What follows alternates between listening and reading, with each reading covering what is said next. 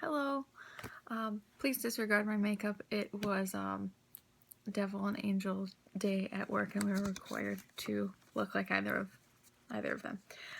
Anyway, today I'll be talking about pre-colonial Africa. So this was the time before Europeans came into Africa and started conquering the kingdoms that were originally there, and started taking slaves.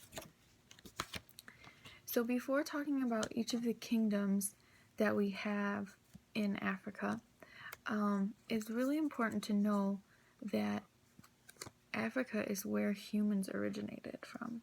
The first known human has actually been dated back to 3 million years ago and was found in Ethiopia. So humans had begun in Africa, and they have migrated north and throughout the rest of the world.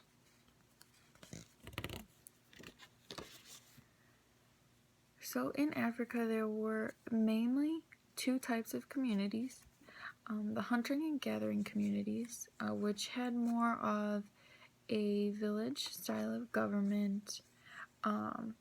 It had maybe a council of elders or chiefs, and they hunted their food and gathered it as well. So that was a little bit earlier on, and they evolved into having a more centralized government that collected taxes, similar to how ours is now, and had intensive agriculture. African kingdoms focus a lot on agriculture because of the Nile River Valley created a great fertile land for them. These small cities or large towns were typically some of the places they were located in were Egypt, Nubia, Ethiopia, and Ghana. So throughout the different locations in Africa, these cities really had two different focuses depending on location. So some of the focuses were either trade and government in somewhere like Timbuktu, because the location was very accessible for neighboring countries or kingdoms to trade with, and others like Mali focus on education, which actually has the first known university. So throughout all these kingdoms, over 200 languages are spoken by 35 million people. So there are 5 groups of languages that these 200 languages fall into. The groups are the Niger-Congo, which is spoken more in the south, the Afro-Asiatic, which is spoken more in the northeast, Sahara and east, the Caucasian, which is in the south and east, the Creole, and Austroasian. So all the languages that fall into those groups typically have similar dialects. In these languages, they're much different from the English language. There's a bigger diversity as far as structure goes. There typically are more vowels. Some of the languages, I believe it is the Creole. Actually, one of the characteristics is that they have sounds in the voice, like a click or even breathiness in the throat. Some of the languages mark gender as well. Hieroglyphics were really the first form of writing, but it wasn't necessarily writing of what we think of today, writing words. It was more of a series of images. What we think of today as writing was developed closer to the 19th century when Europeans came into Africa. So because there are so many languages, not very many people speak each languages. The two main languages, or the two main places the biggest languages are spoken is Kenya and Nigeria, and each of these languages speaks people 3.5 million people speak these languages. Now, Arabic and Swahili are what is mainly spoken in Africa. And why I wanted to tell you all about language, and we'll go into religion as well, is because culture is extremely important to Africans, especially in Africans living in other parts of the world like India. The African people really want to hold on to their culture.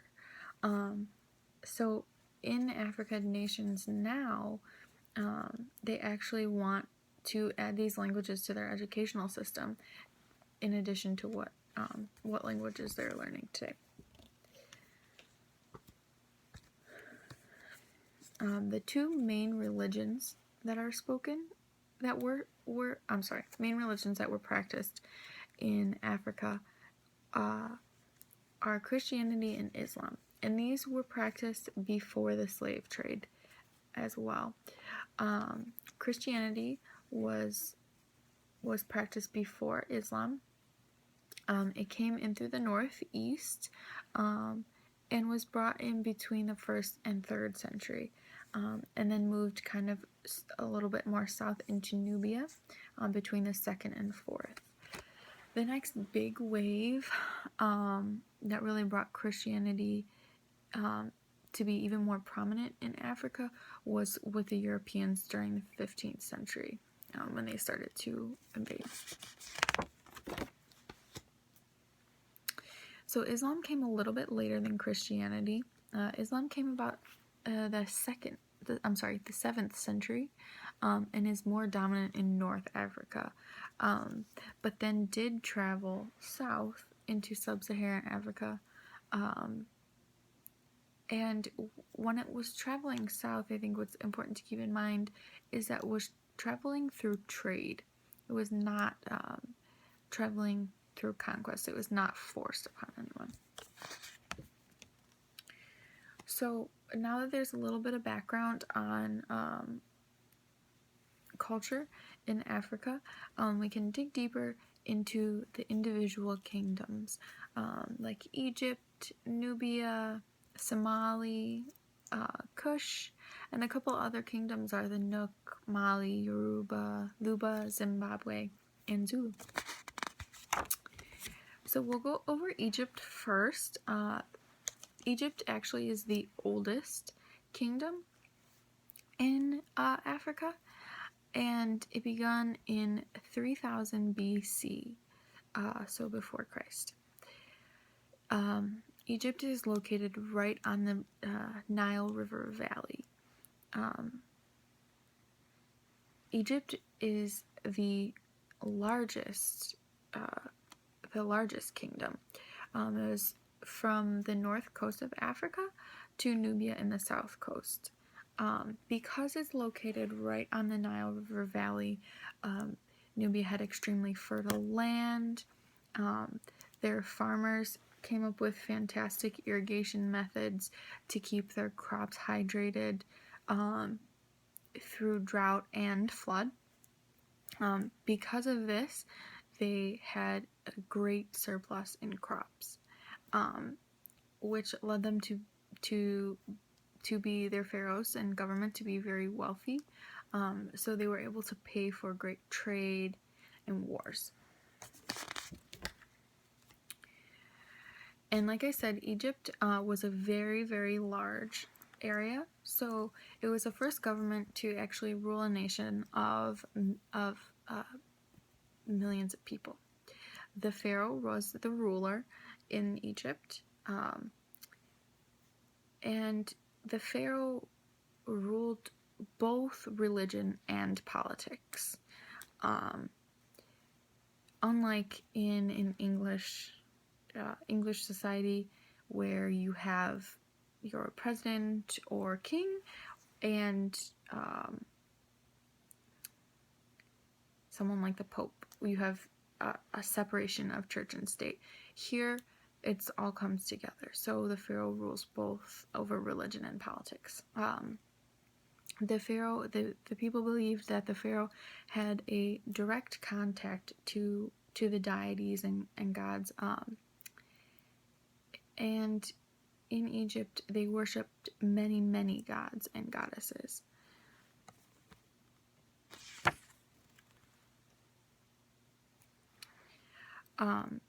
So, and I think one of the first things when you think about Egypt that comes to mind is mummies and pyramids.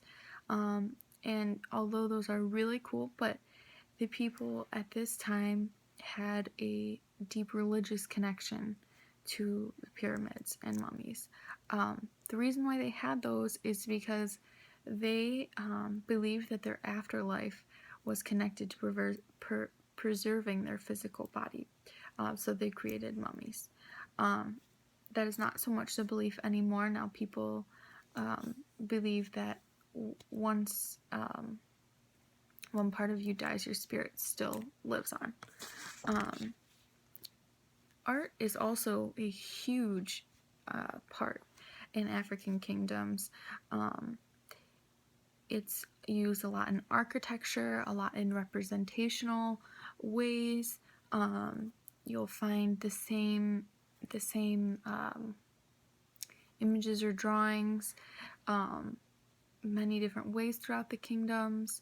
But art in Egyptian life, they used art a lot in their tombs for their deceased, and they placed sculptures there mostly to help the deceased enjoy their afterlife.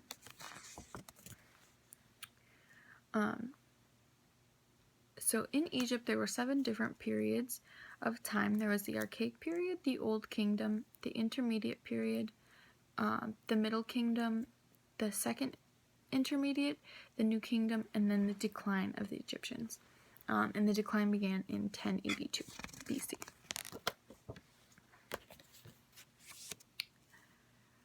So the Old Kingdom was a very important time, which was from 2900 to 2800 BC.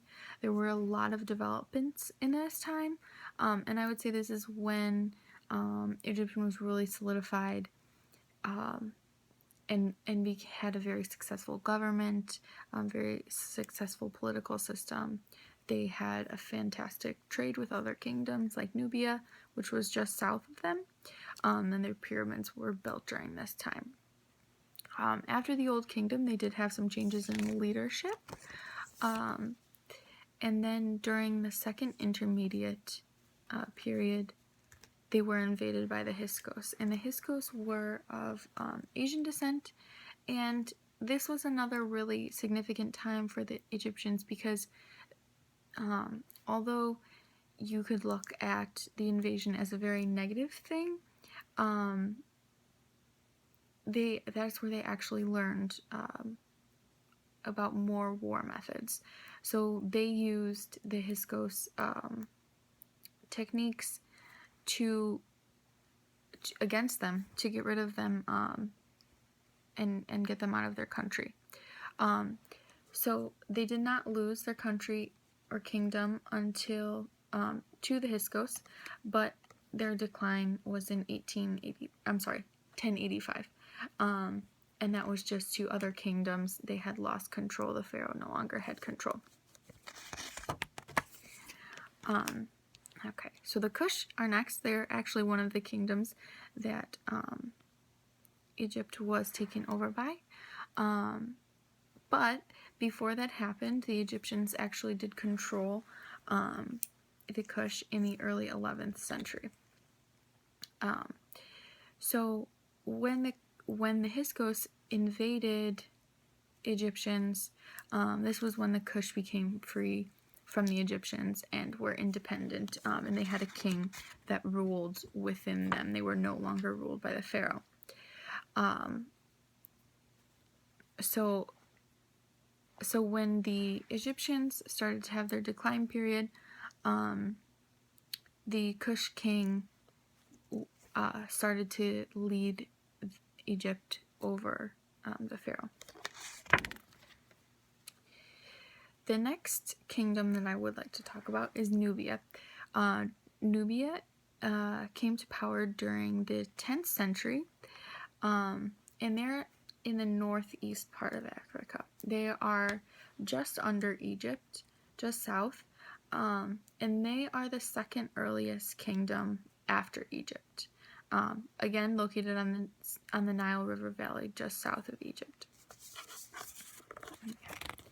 And Nubians were really known for their luxury items for gold, ivory, and incense, and they traded with Egyptians for these items because Egyptians had such great agriculture, and their location was prime to trade in along the Nile River Valley for travel, and they were neighbors. Okay. The last kingdom I want to talk about today is Somalia. Somalia is 5,000 years old. It is located in the Horn of Africa. The reason why I want to talk about Somalia, and we're coming to an end, so I'll keep it short and sweet. But what is really significant for them is that this is where Islam was established, and the domestication of cattle, which is extremely important to everywhere in the world. Now we use cattle for so many things. And again, Somalia was very important for trade. They traded with Asia and the Middle East. So that's it for today. Thank you guys. Bye.